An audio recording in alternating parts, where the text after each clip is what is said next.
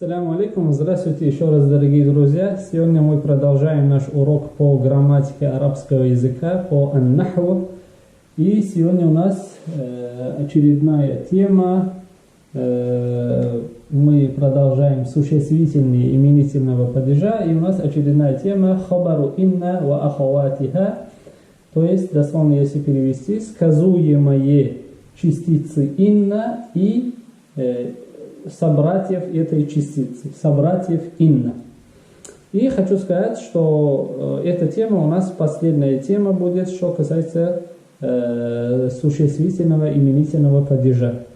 Я хочу сказать, что на этом существительное именительного падежа закончится. То есть мы, иншаллах, с вами сегодня пройдем шестой момент, в котором существительное будет в именительном падеже, то есть заканчивается на даму.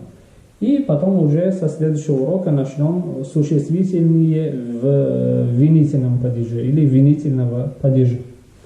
Так, сказуемые частицы инна и ее собратьев, то есть собратьев этой частицы. Хабару инна ва ахаватиха. И здесь, также как и в предыдущем уроке я вам объяснял исму кана ва ахаватиха, подлежащие глагола кана и его собратьев. Для того, чтобы объяснить, здесь тоже напишу сначала подлежащие и сказуемые. Например, возьмем пример аль-китабу кабирун. Аль-китабу кабирун. Мы говорили, что подлежащее должно быть с определенным артиклем аль, а сказуемое должно быть без определенного артикля аль. И также я вам объяснял, что и подлежащие, и сказуемые должны заканчиваться на даму. То есть аль-китабу кабирун. То есть оба слова, они сейчас находятся в именительном падеже. Это и была первая наша тема или первый наш урок, что касается существительного именительного падежа.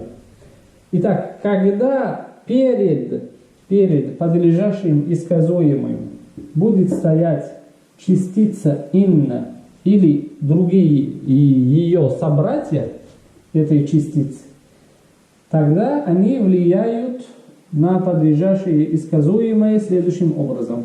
Прошу прощения. Инналь китаба кабирун. Инналь китаба кабирун. Вот частица инна перед подлежащим и сказуемым. Инна аль-китаба. Здесь у нас подлежащее было в именительном падеже, то есть с согласовкой дамма, а после инна уже будет стоять с фатхой. Инналь китаба. А вот сказуемое, в данный момент называется сказуемая частица инна. Сказуемое будет находиться в именительном падеже. Грубо говоря, сказуемое не меняет свою огласовку, как вот здесь было. Инналь китаба кабирун. Получается, что сказуемые частицы инна тоже всегда будет находиться в именительном падеже. По-другому, если сказать, заканчиваться на дамму. И теперь нам осталось пройти другие собратья частицы инна. Здесь, надеюсь, понятно. И чтобы было, так сказать, с чем сравнивать, напишу еще раз глагол кана. Кана аль-китабу кабиран. Когда кана перед подлежащим и сказуемым приходит, кана, в отличие от инна, у него огласовки наоборот. Что я хочу сказать? Кана аль-китабу кабиран. То есть после кана первое слово будет в именительном падеже, то есть с огласовкой дамма, а второе с огласовкой фатха будет. А у инна наоборот, после инна первое слово будет с фатхой, а второе слово с даммой. Поэтому это надо запомнить. То есть кана аль-китабу кабиран, инналь китаба кабирун. Вот таким образом. Так, но сейчас, еще раз говорю, нас сегодня интересует вот это, кабирун. То есть в данный момент мы говорим, это слово сказуемое частицы инна. По-арабски хабару инна. Хабару инна. Инна имеет собратьев, как я сказал. Вот инна, другие собратья. Анна, лакинна, инна, анна, лакинна, каанна, инна, анна, каанна, лакинна, лайта, лаалла и ла. Вот. Инна, анна, лакинна, каанна, лайта, лаалла, ла. Вот получается раз, два, три, четыре, пять, шесть, семь. Вот 7 частиц, так сказать, ну в арабском языке они называются хуруф, да, после которых, грубо говоря, первое слово, еще раз говорю, будет заканчиваться на фатху, а второе на дамму. Сейчас я объясню каждый из них. Начнем с инна. Хотя я уже инна объяснил, еще раз объясню. Инна переводится как воистину или поистине. Это харфу таукид. Арабы называют харфу таукид. Это в смысле частица подтверждения или частица усиления. Частица усиления. Например, в Коране очень часто встречается «Инна Аллаха гафурун». Например. «Инна Аллаха гафурун». Там, или «Рахимун». «Инна Аллаха гафурун». Воистину Аллах прощающий. Вот как мы видим, первое слово, вот это в данный момент лафзуль джаляля, как говорят, то есть имя Аллаха. Первое слово здесь заканчивается на фатху после инна, а второе слово заканчивается на дамму. Ну, следующее тоже на дамму будет, потому что это слово следует в своей огласовке, следует за этим словом. Но сейчас важен нам вот это. Это по-арабски называется хабару инна. То есть, дословно если перевести, сказуемое частицы инна. Вот. Как вы видите, слово заканчивается на дамму. Инна Аллаха гафурун. Так, теперь анна, другая частица, следующая анна. Анна тоже харфу таукид, тоже частица усиления или подтверждения, но отличается от инна чем? На самом деле это такая большая тема, потому что есть разные моменты, когда инна надо ставить, когда анна. Сейчас вот в эту тему не хочу углубляться, потому что мы немножко отойдем. Сейчас, я думаю, немножко нам рановато. В целом хочу сказать, самое главное пока отличие скажу. Инна, в начале слова всегда инна будет. Если вы предложение хотите начать с усиления, с подтверждения, вы в начале должны инна ставить. А анна в середине обычно бывает. Например, алимту, вы говорите, алимту анна алиян, скажем, алиян мусафирун.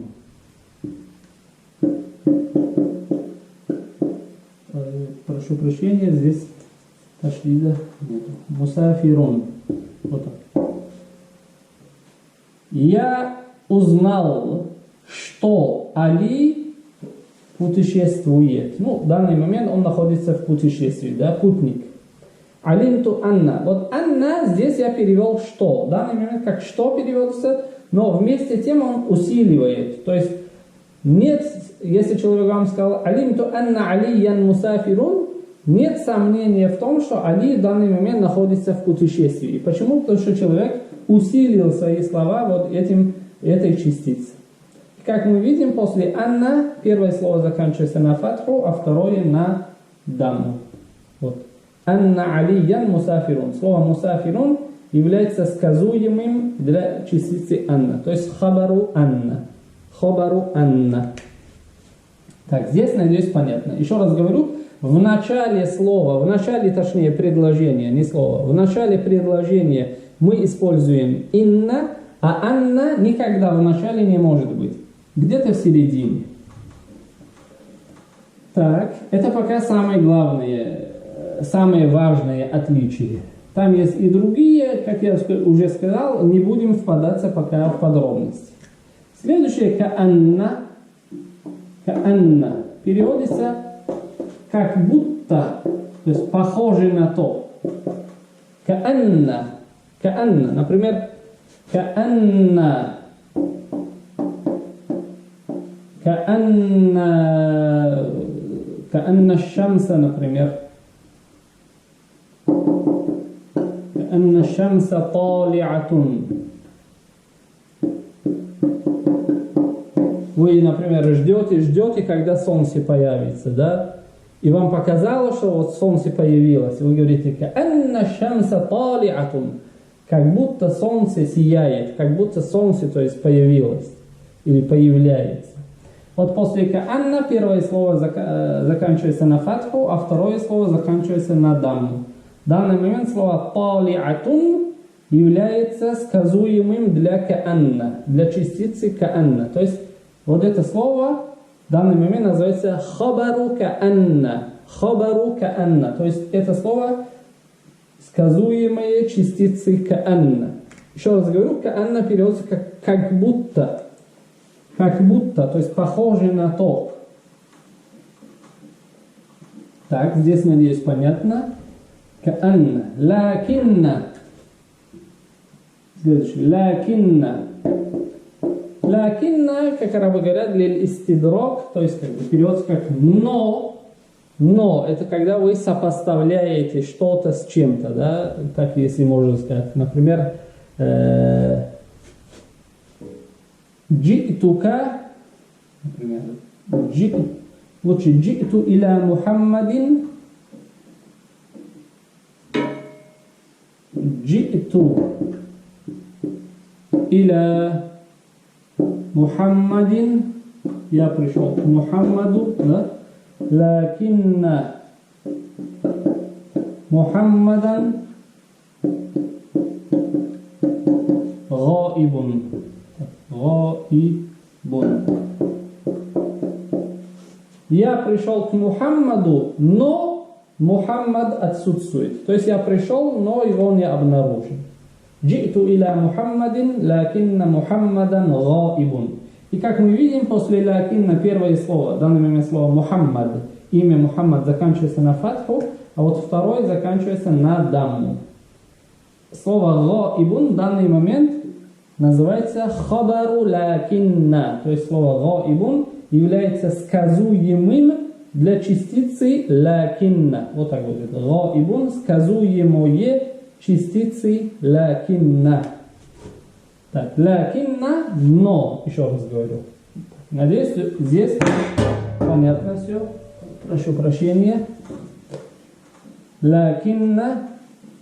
Так, у нас еще 3 частицы осталось. Так, лайта, следующий. Лайта. И сразу напишу ла'алла тоже. Лайта ла'алла. О, если бы, так можно перевести. Ла'алла тоже о, если бы, или же быть может. Быть может. Но в чем разница? Вот арабы говорят лайта литтаманни, ла'алла литтараджи. Или литтараккуб. Некоторые говорят. В чем разница между таманни или тараджи или раджа? Да? Лайта это для мечты, а ла'алла для надежды. Есть разница между мечтой и надеждой. Мечта это когда человек ничего не предпринимает, ничего он не делает, но мечтает, что у него там будет, скажем, все богатство мира в руках. Да? Это только мечта. То есть лайта вы можете использовать, когда то, что вы хотите, никогда не сбудется. Никогда не сбудется. А ла'алля вы можете использовать. Вы приложили усилия, вы надеетесь, что ваши усилия принесут пользу, да? И вы используете ла'алля. Вот поэтому лайта, о, если бы, это когда человек мечтает, еще раз говорю, о том, что никогда не случится, или может очень маловероятно. Ла'алля есть надежда на то, что это сбудется. И сейчас приведу примеры. Например, лайта. Лайта шабаба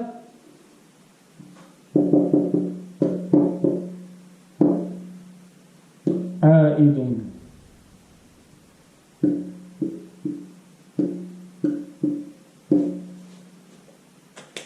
Лайта шабаба аидун. То есть, о, если бы молодость вернулась. Лайта шабаба аидун. О, если бы молодость вернулась. Лайта, первое слово заканчивается на фатху, а второе на дам. Это в смысле человек уже состарился, так сказать, да, провел свою молодость, может быть, не так, как хотел бы, сейчас понимает, то есть в старчестве или в зрелом возрасте, что он неправильно провел свою молодость, и вот у окошка человек сидит и мечтает, чтобы опять молодость к нему вернулась, и он бы провел эту молодость уже по-другому, да, но этого никогда не сбудется, потому что молодость не вернется, ты ее уже не купишь ни за какие деньги. Поэтому здесь человек лайта использует, и он прав. Лайта шабаба аидун. Но это уже, как я говорю, не случится. Поэтому здесь о, если бы. Это только мечта. Ла'алля, как я сказал, уже человек сидит, надеется, да? Например, ла'алля матара назилун. О, если бы дождь пошел, или быть может пойдет дождь. Ла'алля аль-матара назилун. Человек, скажем, сидит, ждет дождя, может быть, в тот день, в котором не должно быть дождя, да, то есть не может быть дождя. Ну, скажем, ни одной тучи в небе над его головой, так сказать, нету ни одной тучи. Но он мечтает или надеется на то, что будет дождь. Ла'алля аль-матара назилун. То есть, несмотря на то, что тучи нет, есть вероятность в целом того, что будет дождь. Да, дождь может быть. Мы не можем сказать, что никогда не будет дождя, да. То есть молодость никогда не вернется уже к взрослому человеку, мы можем такое заявить. Да, это правда. Но мы не можем сказать, никогда не будет дождя. Это неправильно. Дождь может быть. То есть есть вероятность, и она огромная, что дождь может быть. Поэтому здесь уместно использовать ла'алля. Ла'алля аль-матара назилун. И вот человек говорит, о, если бы дождь пошел. Да, дождь может быть. Это как бы вполне возможно. Здесь после ла'алля первое слово заканчивается на фатху, а второе на дамму. И вот слово назилун является хабару ла'алля. Хабару ла'алля. То есть сказуемые частицы ла'алля. И последнее у нас ла. Ла. Ла арабы используют, говорят, нафьюль джинс. Поэтому мы можем перевести это как никто или ничто. Ну, нафьюль джинс я бы перевел как абсолютное отрицание. Абсолютное отрицание. Это в смысле, например, ла шахсан, ла шахсан хадирун. Например, вы, предположим, вы преподаватель, и вы сказали, завтра контрольная работа у нас, ребята, я буду вас ждать 8 часов в классе. Да? Вы приходите, заходите в класс, 8 часов, там ни одной души, никого нет. Вы говорите, ла шахсан хадирун. Дословно, если перевести, никто, то есть ни один человек, хадирун, не присутствует. То есть никто не пришел. Ла шахсан хадирун. Поэтому никто или ничто. Будь вместо слова шахсан человек что-то бездушное, да, скажем, предмет, тогда перевод был бы «ничто». Ничто, например. «Ла шахсан хадирун». После «ла» первое слово заканчивается на фатху, второе слово заканчивается на дамму. В данный момент слово «хадирун» является сказуемым частицей «ла». Частицей «ла». То есть «хадирун» хабару «ла». Вот. Здесь, надеюсь, что все было понятно. Итак, получается, что у нас в 6 случаях существительное будет находиться в именительном падеже, или по-другому, если сказать, заканчиваться на даму.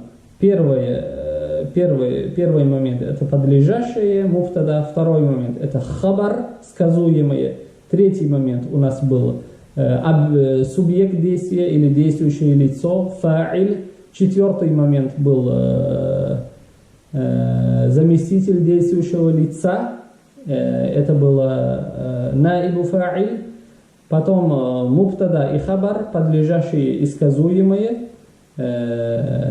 Подлежащее и сказуемое я сказал, я извиняюсь, подлежащее и сказуемое, потом действующее лицо, заместитель действующего лица, а потом пятый момент был исму кана ва ахаватиха, то есть существительный глагола кана и его собратьев, и шестой момент, вот сегодня мы прошли, сказуемые частицы инна и ее собратьев.